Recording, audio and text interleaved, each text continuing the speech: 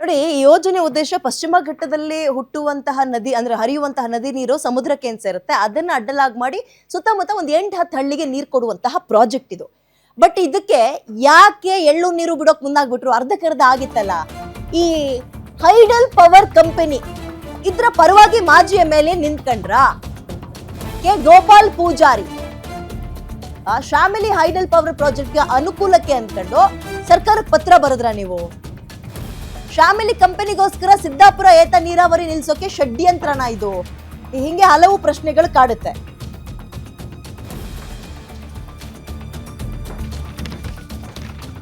Okay, ಈ ಶಾಮಿಲಿ ಕಂಪನಿಗೋಸ್ಕರನೇ ಸಿದ್ದಾಪುರ ಏತ ನೀರಾವರಿ ನಿಲ್ಸೋಕೆ ಷಡ್ಯಂತ್ರ ಆಗಿದ್ದ. ಅದಕ್ಕಾಗಿ ಪವರ್ ಪ್ರಾಜೆಕ್ಟ್ಗೆ ನೀರು ಕಡಿಮೆ ಆಗುತ್ತೆ ಅನ್ನೋ ನೆಪ ಒಡ್ಡಿ ಪತ್ರ ಬರೆದ್ರ ಸರ್ಕಾರಕ್ಕೆ. ನೀರು ಲಿಫ್ಟಿಂಗ್ ಸ್ಥಳವನ್ನ ಬದಲಿಸಿ ಬೇಸಿಗೆಯಲ್ಲೂ ವಿದ್ಯುತ್ ಉತ್ಪಾದನೆಗೆ ಪ್ಲಾನ್ ಮಾಡಿದ್ರು. ಈಗ ಪ್ರಸ್ತುತ ಮಳೆಗಾಲದಲ್ಲಿ ಮಾತ್ರ ವಿದ್ಯುತ್ ಉತ್ಪಾದನೆ ಆಗ್ತಾ ಇದೆಯಂತೆ. ಈ ಶಾಮಿಲಿ ಕಂಪನಿನೇ ಇದರ ಉಸ್ತುವಾರಿಯನ್ನು ತಗೊಂಡಿರೋದು. ಶಾಮಿಲಿ ಹೈಡಲ್ ಪವರ್ ಕಂಪನಿ ಹಿತಕ್ಕೋಸ್ಕರ ಜನಪರ ಯೋಜನೆಯ ಸ್ಥಗಿತ ಮಾಡಿಬಿಟ್ರ. ಖಾಸಗಿ ಕಂಪನಿ ಲಾಭಕ್ಕಾಗಿ 50% ಪೂರ್ಣಗೊಂಡಿದೆ ಯೋಜನೆ. ಈಗ ನಿಲ್ಲಿಸ್ತೀವಿ ಅಂದ್ರೆ, ಬದಲಾಯಿಸ್ತೀವಿ ಅಂದ್ರೆ? ಮಾಜಿ ಶಾಸಕರ ನಡೆಗೆ ಉಡುಪಿಯ ರೈತರು ಮತ್ತು ಸ್ಥಳೀಯರು ಭಾರಿ ಆಕ್ರೋಶ ವ್ಯಕ್ತಪಡಿಸ್ತಾ ಇದ್ದಾರೆ. ಯೋಜನೆ ಬದಲಿಸಿದ್ರೆ ವೆಚ್ಚ ಹೆಚ್ಚಳ ಆಗುತ್ತೆ ಸಹಜವಾಗಿ, ಅದರ ಜೊತೆಗೆ ವಿಳಂಬ ಆಗುತ್ತೆ. ಈಗ ಆಲ್ರೆಡಿ ಲೇಟ್ ಆಗಿದೆ. ಅಭಯಾರಣ್ಯ ವ್ಯಾಪ್ತಿ ಹಿನ್ನೆಲೆಯಲ್ಲಿ ಈ ಯೋಜನೆಗೆ ಕ್ಲಿಯರೆನ್ಸ್ ಕೂಡ ಸಿಕ್ಕಿಲ್ಲ ಇನ್ನು. ಯೋಜನೆ ಬದಲಿಸಿದ್ರೆ ಸ್ಥಳೀಯರಿಂದ ಕಾನೂನು ಹೋರಾಟ ಮಾಡ್ತೀವಿ ಅನ್ನೋ ಎಚ್ಚರಿಕೆ ಸಿಗ್ತಾ ಇದೆ. ಬೃಹತ್ ಹೋರಾಟಕ್ಕೆ ಏತ ನೀರಾವರಿ ಯೋಜನೆ ವ್ಯಾಪ್ತಿಯ ಜನ ಸಿದ್ಧತೆ ಕೂಡ ನಡೆಸ್ತಾ ಇದ್ದಾರೆ. ಈ ಮಾಜಿ MLAಗೆ ಬೇಡವಾಗಿತ್ತ ಅಂತ ಈ ತಕರಾರು? ನೀವು ಜನಪರ ಶಾಸಕರುಗಳ, ಕಂಪನಿ ಪರ ಶಾಸಕರುಗಳ? ಒಂದು ಕೊಡಿ, ಅದ್ರ ಬಗ್ಗೆ ಒಂದು ಇನ್ಫಾರ್ಮೇಶನ್ ಕೊಡಿ. ಇನ್ನೊಂದು, ವರಾಹಿ ನಾನು ಆರಂಭದಲ್ಲಿ ಹೇಳ್ದಂಗೆ ಇದು ಉಡುಪಿ ಭಾಗದ ಜೀವನಾಡಿ. ಈಗ ಆಲ್ರೆಡಿ ವರಾಹಿ ಎಡದಂಡೆ ಬಲದಂಡೆ ಅಂತ ಯೋಜನೆ ಇದೆ. ಅದರ ನಡುವೆ ಈ ಹೊಸದಾಗಿ ತಗಡ್ ಬಂದಿದ್ರು. ಏನಕ್ಕೆ ಅಂತ ಹೇಳಿದ್ರೆ, ನಾನು ಹೇಳಿದ್ನಲ್ಲ, ಪಶ್ಚಿಮ ಘಟ್ಟಗಳಲ್ಲಿ ಹರಿಯುವಂತಹ ನದಿ ನೀರು ಸಮುದ್ರಕ್ಕೆ ಏನು ಹೋಗುತ್ತೆ ಅದನ್ನ ಜನರ ಬಳಕೆಗೋಸ್ಕರ ಬಳಸೋಣ ಅಂತ. ಇನ್ನೊಂದು ಅರ್ಧಕ್ಕರ್ಧ ಆಗಿತ್ತು. ಇನ್ನೇನು ಕೆಲ ತಿಂಗಳುಗಳಲ್ಲಿ ಅದು ಜನರಿಗೆ ಸಿಗ್ತಾ ಇತ್ತು, ಜನರ ಅಥವಾ ಊರಿನ ಬಳಕೆಗೆ ಸಿಗ್ತಾ ಇತ್ತು. ಅದಕ್ಕೆ ಎಳ್ಳು ನೀರು ಬಿಟ್ಬಿಟ್ರ ಇವ್ರುಗಳು. ಮಾಜಿ MLA ಕಾಂಗ್ರೆಸ್ನವರೇ ಇವರು, ಗೋಪಾಲ್ ಪೂಜಾರಿ ಕಾಂಗ್ರೆಸ್ನವರು. ಓಕೆ, ಈಗ ಗುರುರಾಜ್ ಗಂಟಿಹೊಳಿ ನೀವೇನ್ ಮಾಡ್ತೀರಿ? ನೀವೇನ್ ಪ್ರಶ್ನೆ ಎತ್ತುತ್ತೀರಿ? ಅಥವಾ ನೀವು ಇವ್ರ ಪರವಾಗಿ ನಿಂತ್ಕೊಳ್ತೀರಾ, ಜನರ ಪರವಾಗಿ ನಿಂತ್ಕೊಳ್ತೀರಾ? ಸಹಜವಾಗಿ ಪ್ಲಾನ್ ಚೇಂಜ್ ಅಂದ್ರೆ ಏನು ಹುಡುಗಾಟನೇನ್ರಿ? ಕೋಟಿ ಕೋಟಿ ಕೋಟಿ ಮತ್ತೆ ಹೆಚ್ಚಾಗುತ್ತೆ.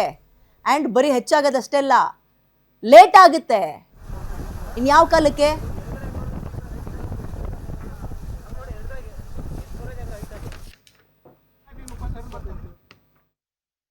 ಅನ್ನ ತಿನ್ನುವವರಿಗೆ ಅರ್ಥ ಆಗ್ತದೆ. ಯಾಕಂತ ಹೇಳಿದ್ರೆ, ಗೋಪಾಲ್ ಪೂಜಾರಿ ಅವರು ಮಾಜಿ ಶಾಸಕರು ಇಲ್ಲೊಂದು ಲೆಟರ್ ಕೊಟ್ಟಿದ್ದಾರೆ, ಶಿವಲಿಂಗಕ್ಕೆ ನೀರು ಕಡಿಮೆ ಆಗ್ತದೆ ಅಂತೇಳಿ.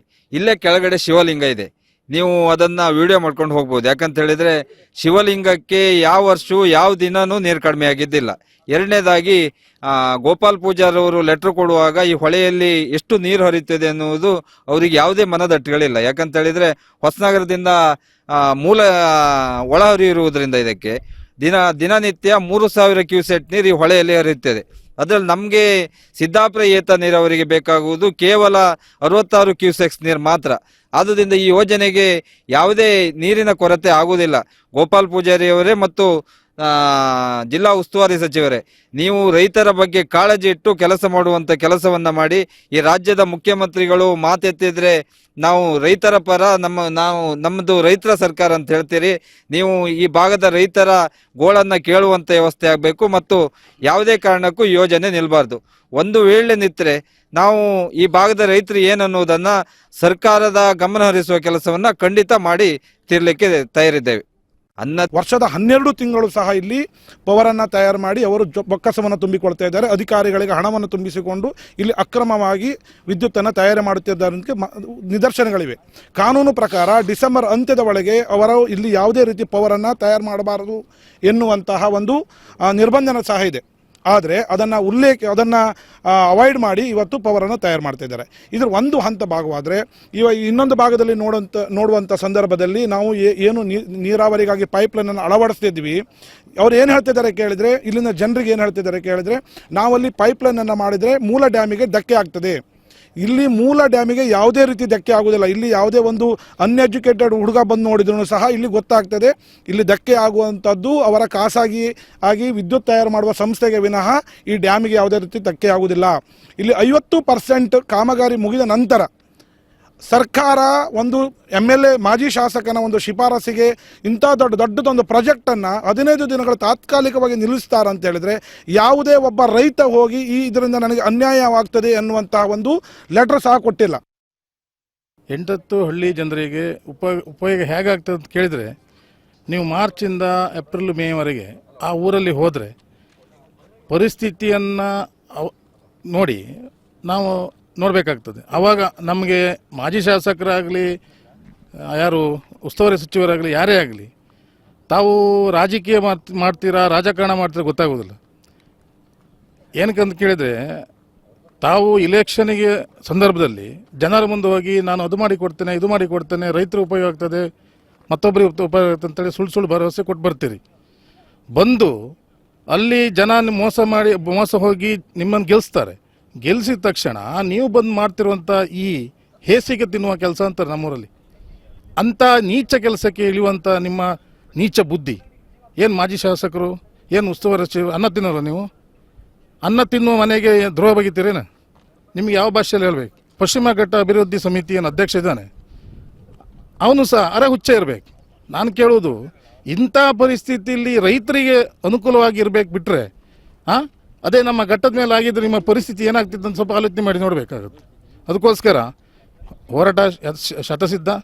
ಮತ್ತು ಮಾಧ್ಯಮ ನೀವು ಏನು ಬಂದಿದ್ರಿ ನಿಮಗೂ ಸಹ ಧನ್ಯವಾದ ಬಯಸ್ತೇವೆ. ಯಾಕಂದ್ರೆ 8 ಹಳ್ಳಿ ಆದರೆ ರಾಜಕಾರಣ ಆಗಲ್ಲ, ಅದು ಯಾವತ್ತೂ ಜನರ ಪರವಾಗಿಯೋ ಅಥವಾ ರೈತರ ಪರವಾಗಿ ಇರಬೇಕಾದ್ದು ಸತ್ಯ. ಆದರೆ ಆ ರಾಜಕಾರಣ ಇವತ್ತು ವ್ಯಾಪಾರಿ ಹೆಗಲ ಮೇಲೆ ಕೂತಿದೆ. ಆದ್ದರಿಂದ ಈ ವ್ಯವಸ್ಥೆ ಆಗ್ತಾಯಿದೆ. ಯಾಕಂತ ಹೇಳಿದ್ರೆ ನೀರು ಕಡಿಮೆ ಆಗುವುದು ಅಥವಾ ಶಿವಲಿಂಗಕ್ಕೆ ನೀರು ಕಡಿಮೆ ಆಗುವಂಥದ್ದು ಅಥವಾ ಇಲ್ಲಿನ ಜಲಚರಗಳು ಸಾಯುವಂಥದ್ದು ಅಂಥ ಪರಿಸ್ಥಿತಿಗಳು ವಾರಾಯಿಯಲ್ಲಿ ನಾವು ಹುಟ್ಟದೀಚೆಗೆ ಇಲ್ಲ. ಯಾಕಂದ್ರೆ ತಲಾಂತರಗಳಲ್ಲಿ ವಾರಾಯಿಯನ್ನು ನೋಡಿದವರಿದ್ದಾರೆ. ವಾರಾಯಿಯಲ್ಲಿ ನೀರು ಕಡಿಮೆ ಯಾವಾಗ ಮಾಣಿ ಡ್ಯಾಮ್ ಆಯಿತು ಅಲ್ಲಿಂದ ಇಲ್ಲಿವರೆಗೂ ನೀರಿನ ಕೊರತೆ ಯಾವ ದಿವಸ ಆಗಿಲ್ಲ. ಸೊ ಅದಕ್ಕಾಗಿ ಇದನ್ನ ಕ್ರಿಯೇಟಿವ್ ನ್ಯೂಸ್ ಇದನ್ನೆಲ್ಲ ಮಾಡ್ತಾ ಇರುವಂಥದ್ದು ಒಂದು ವ್ಯವಸ್ಥಿತ ಸಂಚು. ಯಾಕಂತ ಹೇಳಿದರೆ ತನ್ನದಂಥ ಉದ್ದಿಮೆಯನ್ನು ಬೆಳೆಸಬೇಕು. ತನ್ನ ಉದ್ದಿಮೆಗೆ ಯಾವಾಗ ಲಾಸ್ ಆಗುತ್ತೋ ಅಥವಾ ನೀರು ಕಡಿಮೆ ಆಗುತ್ತೋ ಎನ್ನುವಂಥದ್ದು ಒಂದೇ ಒಂದು ಷಡ್ಯಂತ್ರ ಬಿಟ್ಟರೆ ಬೇರೆ ಏನೂ ಸಹ ಇಲ್ಲ. ಯಾವುದೇ ಭಾಗದ ರೈತರು ನಮ್ಮ ಪಂಪ್ ಸೆಟ್ ನೀರು ಕಡಿಮೆ ಆಗುತ್ತೆ, ನಮಗೆ ನೀರು ಕಡಿಮೆ ಆಗುತ್ತೆ, ಯಾವುದೇ ದೂರುಗಳು ಯಾವುದೇ ಇಲಾಖೆಗೆ ಬಂದಿಲ್ಲ. ಸೊ ಇದನ್ನು ಅವರೇ ಕ್ರಿಯೇಟ್ ಮಾಡಿದಂಥ ಒಂದು ವ್ಯವಸ್ಥೆ. ಆದರೆ